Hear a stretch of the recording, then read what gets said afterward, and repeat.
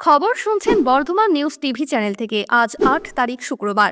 জানাবো আজকের গুরুত্বপূর্ণ ১৩টি তাজা খবর। শুরুতেই হেডলাইন্স।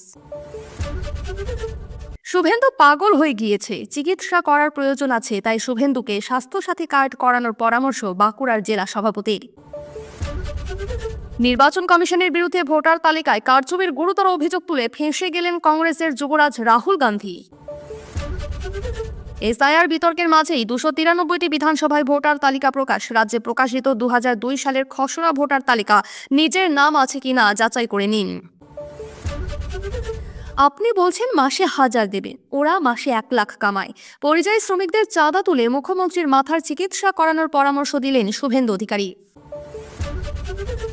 ভাসুরের সঙ্গে বিবাহ বহির্ভূত সম্পর্ক, স্বামী সহ বাড়ির সকলকে ভাতে বিষাক্ত খাবার খাইয়ে মারার ভয়ঙ্কর প্ল্যান বউয়ের। বারাসাতে শুভেন্দুর মিছিল থেকে আইএনটিটিউসির কার্যালয়ে হামলা, দায়ের অভিযোগ। আইসিডিএস এর খিচুড়িতে শুয়োপোকা, রাজনৈতিক ষড়যন্ত্র দেখছেন কাউন্সিলর। বাংলাদেশি রোহিঙ্গারা চলে গেলে চিটপটাং, ভুয়ো ভোটার নিয়ে মুখ্যমন্ত্রীকে তোপ শুভেন্দুর। চিকিৎসায় গাফিলতিতে রোগী মৃত্যুর অভিযোগে উত্তাল কাটোয়া হাসপাতাল। এনআরসি মানব না, যারা আইন করেছে তাদের বার্থ সার্টিফিকেট আছে, প্রশ্ন মমতার। কানে হেডফোন দিয়ে রেললাইন পেরোনোই কাল, বারাসাতে ট্রেনের ধাক্কায় মৃত্যু বধূর। পুলিশি নিরাপত্তার পরও ফের বিজেপি নেত্রীর বাড়িতে হামলার অভিযোগ দিনহাটায়। স্বাধীনতা দিবসের আগেই ছুটবে এসি লোকাল, কখন ছাড়বে, দাঁড়াবে কোন কোন স্টেশনে, জেনে নিন। আপনাদের কাছে একটি ছোট্ট অনুরোধ, সত্য তুলে ধরাই আমাদের লক্ষ্য, আর আপনাদের বিশ্বাসই আমাদের শক্তি। প্রতিদিন চেষ্টা করি সঠিক ও নিরপেক্ষ খবর পৌঁছে দিতে। যদি এই প্রচেষ্টা ভালো লাগে তাহলে একটা লাইক দিয়ে পাশে থাকার বার্তা দিন। আপনার একটা ছোট্ট ক্লিকই আমাদের আগামী দিন গড়ার উৎস। এবারে দেখুন বিস্তারিত খবর। বৃহস্পতিবার ঘাটালের কলেজ মোড় থেকে বিদ্যাসাগর সেতু পর্যন্ত মিছিল ও পথসভা করেন বিধানসভার বিরোধী দলনেতা শুভেন্দু অধিকারী। সেখানে দাঁড়িয়ে পরিযায়ী শ্রমিক, স্বাস্থ্যসাথী কার্ড এবং ঘাটালের অবস্থা নিয়ে রাজ্য সরকার ও স্থানীয় সাংসদদেরকে এক হাত নেন তিনি। পরিযায়ী শ্রমিকদের প্রসঙ্গে শুভেন্দুর কটাক্ষ, আপনি বলছেন মাসে ১,০০০ টাকা দেবেন, আর ওরা মাসে ১,০০,০০০ টাকা রোজগার করে। মুম্বাই, সুরাট, পুনেতে তারা কোটি কোটি টাকা আয় করছে, বাংলায় এসে জমি কিনছে, বাড়ি করছে। কে আসবে আপনার ডাকে? স্বাস্থ্যসাথী নিয়েও প্রশ্ন তোলেন শুভেন্দু। বলেন, ঘাটালের নার্সিংহোমে কেউ ভুয়ো স্বাস্থ্যসাথী কার্ড নেয়? এরপরই আয়ুষ্মান ভারতের কথা টেনে বলেন, ভিন রাজ্যে থাকা বাঙালিরা আয়ুষ্মান কার্ড নিয়ে ফ্রি চিকিৎসা পাচ্ছে, তারা ভালো আছে। তিনি আরও বলেন, ৩৪ বছর সিপিএম কিছু করেনি, ১৪ বছর মমতা কিছু করেনি। আমি কথা দিচ্ছি মাস্টার প্ল্যান বিজেপি করবে। এদিকে শুভেন্দুর এই মন্তব্যের পাল্টা জবাব দিয়েছেন তৃণমূলের বাঁকুড়া জেলা সভাপতি তারাশঙ্কর রায়। তিনি বলেন, শুভেন্দু অধিকারী, আপনি স্বাস্থ্যসাথী কার্ড করে রাখুন, আপনার খুব তাড়াতাড়ি সেই কার্ডের দরকার পড়বে। বাংলার বিরুদ্ধে কথা বলার জন্য আপনার বিরুদ্ধে ইতিমধ্যেই প্রতিবাদ শুরু হয়ে গেছে। এসআইআর ঘিরে বিতর্ক চলাকালীন রাজ্যের ২৪ জেলায় ২০০২ সালের ভোটার তালিকা প্রকাশ করল নির্বাচন কমিশন। ২৯৪টি বিধানসভা কেন্দ্রের মধ্যে একমাত্র দক্ষিণ ২৪ পরগনার কুলপি বাদে বাকি ২৯৩টি কেন্দ্রের তালিকা কমিশনের ওয়েবসাইটে আপলোড করা হয়েছে। তবে কুলপির তালিকা এখনও অধরা। কমিশনের তরফে জানানো হয়েছে, শেষ পর্যন্ত তালিকাটি না মিললে ২০০৩ সালের খসড়া ভোটার তালিকাকে সমীক্ষার ভিত্তি হিসেবে ধরা হবে। কমিশন প্রথম দফায় ৫ই আগস্ট ১০৩টি কেন্দ্রের তালিকা প্রকাশ করে। সেই সময়ে ৪টি কেন্দ্রের তালিকা অনুপস্থিত ছিল, কুলপি, বীরভূমের মুরারই, রামপুরহাট ও রাজনগর। জেলা শাসকদের তৎপরতায় বাকি ৩টি কেন্দ্রের তালিকা উদ্ধার হলেও কুলপির তালিকা এখনও অধরা। কমিশনের এক শীর্ষ কর্তা জানিয়েছেন, এসআইআর প্রথম চালু হয় বিহারে, পরে দেশের অন্যান্য রাজ্যেও এই প্রক্রিয়া চালু করার সিদ্ধান্ত হয়। বিহারে ইতিমধ্যেই ৬৫ লক্ষের বেশি নাম বাদ পড়েছে ভোটার তালিকা থেকে। বাংলায় শেষবার এই বিশেষ সমীক্ষা হয়েছিল ২০০২ থেকে ৪ সালের মধ্যে। মূলত মৃত, ভুয়ো কিংবা স্থানান্তরিত ভোটারদের নাম তালিকা থেকে বাদ দেওয়াই এই সমীক্ষার উদ্দেশ্য। এবারও সেই লক্ষ্যেই কমিশন তুলনামূলক বিশ্লেষণের জন্য পুরনো তালিকা প্রকাশ করেছে। নির্বাচন কমিশনের তরফে সাধারণ মানুষের উদ্দেশ্যে জানানো হয়েছে, তারা চাইলে নিজেদের নাম তালিকায় আছে কিনা তা যাচাই করে নিতে পারবেন। এর জন্য ওয়েবসাইটের লিঙ্কে দেওয়া হয়েছে বর্ধমান নিউজ টিভি কমেন্ট বক্সে, এবং আপনি কোন জেলা থেকে দেখছেন জানাতে ভুলবেন না। স্বাস্থ্যসাথী বনাম আয়ুষ্মান ভারত, ফের এই দুই প্রকল্প ঘিরে উত্তপ্ত রাজ্য রাজনীতি। এবার প্রকাশ্য সভামঞ্চ থেকে বিরোধী দলনেতা শুভেন্দু অধিকারীকে স্বাস্থ্যসাথী কার্ড করে রাখার পরামর্শ দিলেন তৃণমূলের বাঁকুড়া জেলা সভাপতি তারাশঙ্কর রায়। তার কটাক্ষ, আপনার খুব তাড়াতাড়ি স্বাস্থ্যসাথী কার্ড দরকার হবে। বাংলার বিরুদ্ধে কথা বলার জন্য প্রতিবাদ শুরু হয়ে গেছে।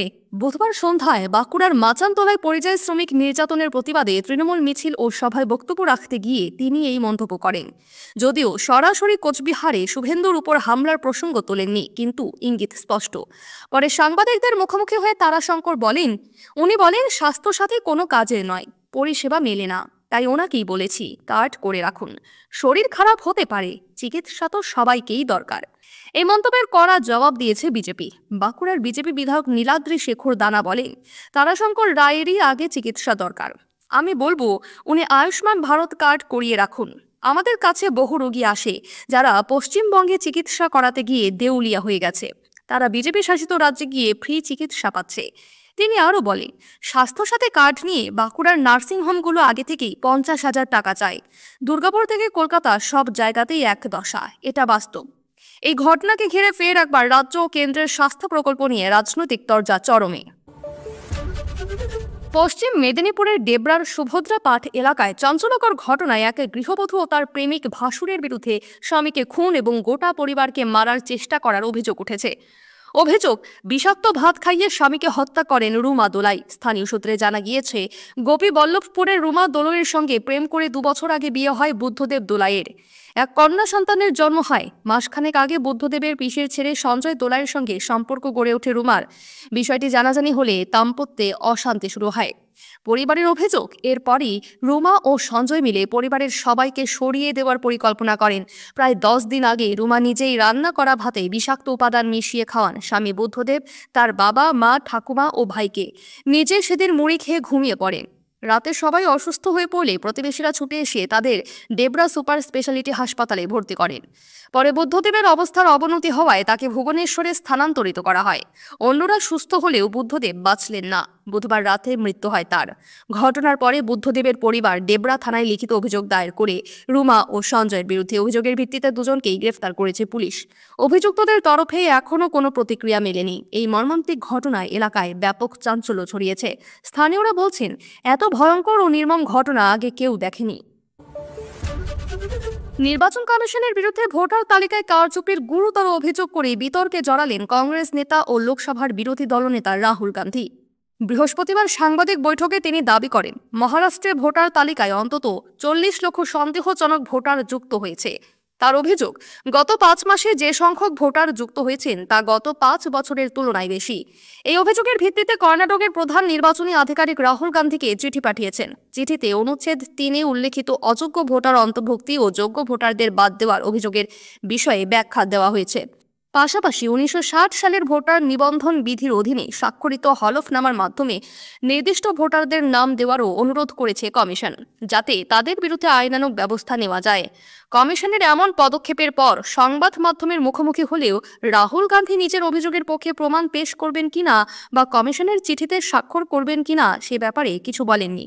তিনি শুধু জানান, আমি দেশের যুব সমাজকে এই দুর্নীতির বিষয়টি জানাতে চাই। ভোটার তালিকায় কারচুপির অভিযোগ নিয়ে নির্বাচন কমিশনের কাছে আনুষ্ঠানিক অভিযোগ জানাবেন কিনা সেই প্রশ্ন এড়িয়ে গিয়েছেন তিনি। এই ঘটনার পর রাজনৈতিক মহলে ব্যাপক আলোচনা শুরু হয়েছে। অনেকের মতে, তথ্য প্রমাণ ছাড়া এমন অভিযোগ বিপজ্জনক। তবে কংগ্রেসের পক্ষ থেকে এখনও রাহুলের অভিযোগ নিয়ে বিস্তারিত কোনো বক্তব্য পাওয়া যায়নি। বারাসাতে শুভেন্দুর কন্যা সুরক্ষা মিছিল থেকে তৃণমূল কর্মী, সাধারণ মানুষ সহ আইএনটিটিউসির কার্যালয়ে হামলা চালানোর অভিযোগ তৃণমূলের। বৃহস্পতিবার বারাসাত থানায় অভিযোগ জানালো তৃণমূলের শ্রমিক সংগঠন। অভিযুক্তদের কঠোর শাস্তির দাবি তুলেছে আইএনটিটিউসি। অভিযুক্তদের গ্রেপ্তারের দাবি তুলে বৃহস্পতিবার সাংবাদিক সম্মেলন করেন বারাসাত শহর আইএনটিটিউসির সভাপতি অভিজিৎ ভট্টাচার্য। তিনি বলেন, অন্যান্য দিনের মতো বুধবারও ইউনিয়ন অফিসের সদস্যরা ছিল। বাইরে চায়ের দোকানেও কিছু কলেজ পড়ুয়া ছিল।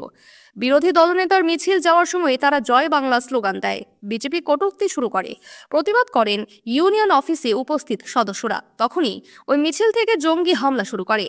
মমতা বন্দ্যোপাধ্যায়, অভিষেক বন্দ্যোপাধ্যায় সহ দলীয় ব্যানার পতাকা ছিঁড়ে দেয় ওরা।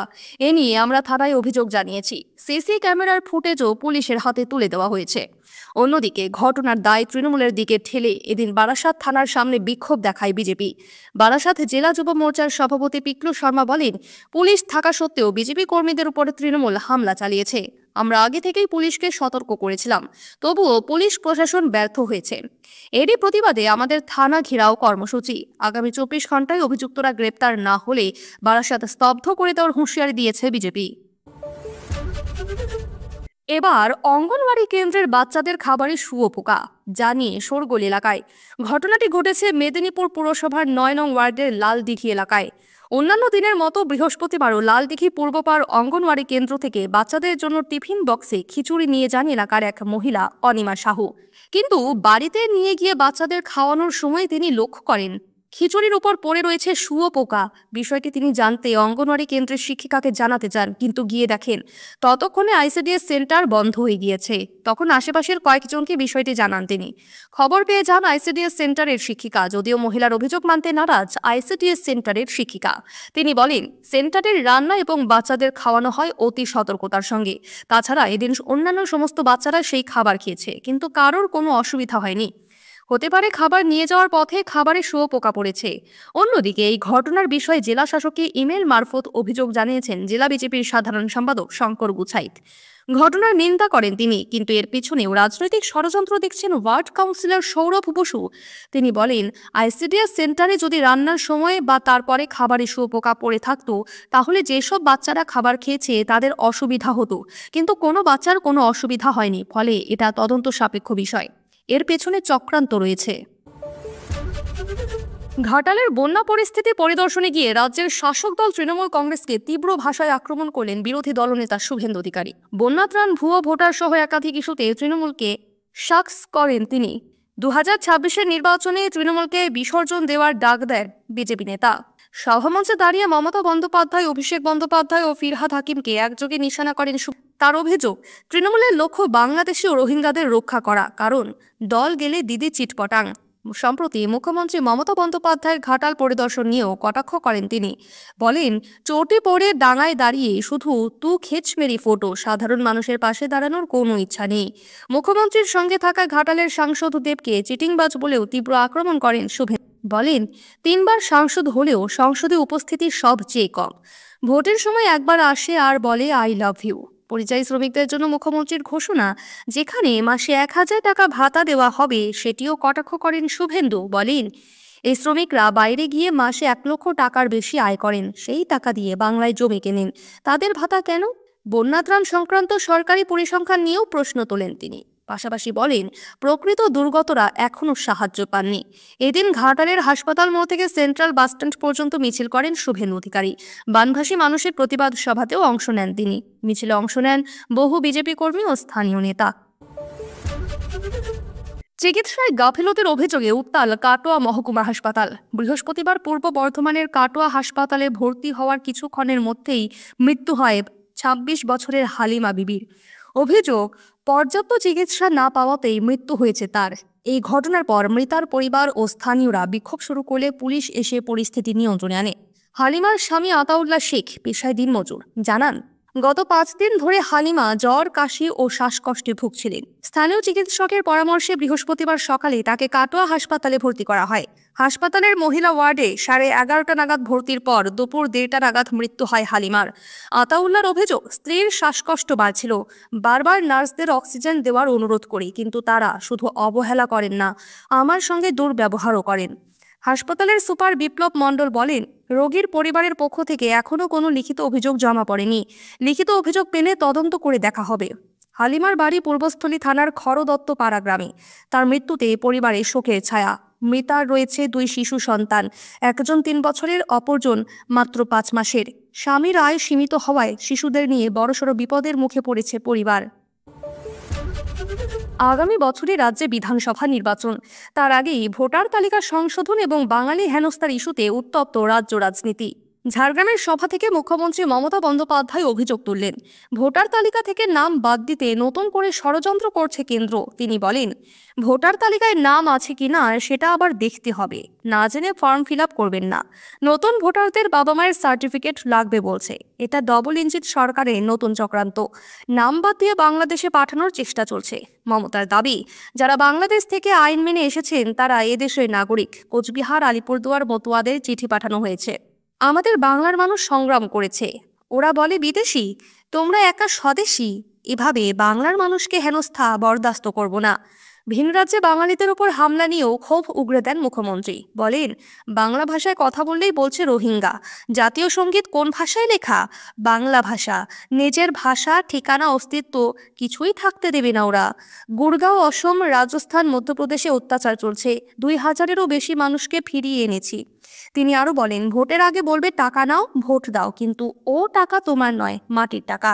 কেউ নিজের পরিচয় হারাবে না, ভাষার সম্মান ছাড়বে না। মমতার দাবি, মুম্বাইতে এক বাঙালিকে খুঁচিয়ে খুঁচিয়ে খুন করে বস্তায় ভরেছে। নিজের ভাষায় কথা বলাটাই এখন অপরাধ। বৃহস্পতিবার সকালে বারাসাত 12 নম্বর রেলগেট সংলগ্ন এলাকায় রেললাইন পার হওয়ার সময় ট্রেনের ধাক্কায় প্রাণ হারালেন ঝুমা মজুমদার নামের এক গৃহবধূ। প্রত্যক্ষদর্শীরা জানান, কানে হেডফোন থাকায় ট্রেন আসার শব্দ শুনতে পাননি তিনি। ডাউন দত্তপুকুর শিয়ালদহ লোকাল ট্রেনের ধাক্কায় ছিটকে পড়ে তার মৃত্যু হয়। বারাসাত জিআরপি ঘটনাস্থলে পৌঁছে মৃতদেহ উদ্ধার করে। ঝুমার বাড়ি মধ্যম গ্রামে, বিয়ের পর থাকতেন বারাসাতে। মৃতদেহের কাছ থেকে একটি মোবাইল উদ্ধার হলেও হেডফোন মেলেনি বলে জানিয়েছে পুলিশ। দেহ শনাক্ত করেন মৃতার বাবা ও স্বামী।